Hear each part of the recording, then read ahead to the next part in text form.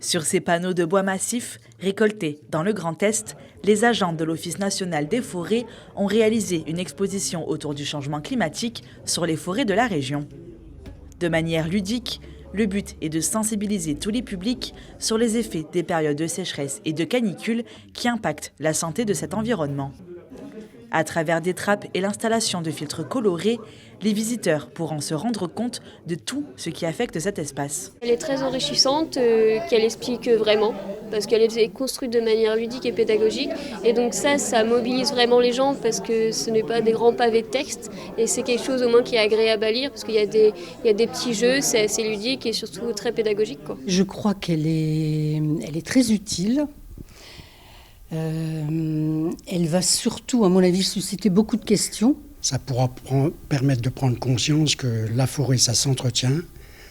La forêt, elle a besoin d'attention particulière, sachant qu'aujourd'hui,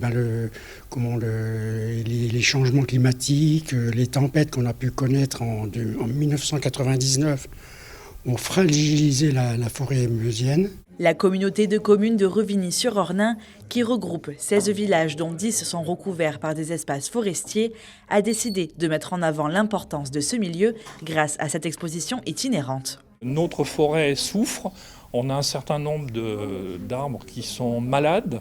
Les aléas que j'évoquais fragilisent les populations d'arbres qui sont attaquées par un certain nombre de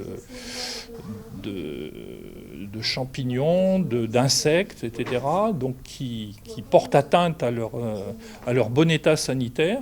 En partenariat avec l'Association des communes forestières, la création de cette exposition a commencé il y a maintenant 2 ans. Après de terribles incendies dans les Vosges l'été dernier, les créateurs de l'exposition se devaient de montrer les conséquences du réchauffement climatique.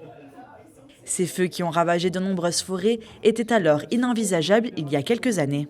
On sait qu'on a aujourd'hui plusieurs secteurs du département où les forêts sont condamnées par rapport à ce qu'on connaît d'elles aujourd'hui et notamment par rapport à certains types de sols ou certains types de peuplements, certains types d'essences.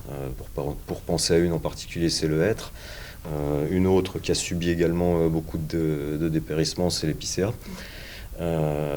Donc 2 dépérissements différents, l'un par la sécheresse, l'autre par l'émergence de parasites mais favorisés par le changement climatique. Cette exposition est itinérante, elle va encore rester quelques mois dans la Meuse avant de reprendre la route vers un autre département du Grand Est.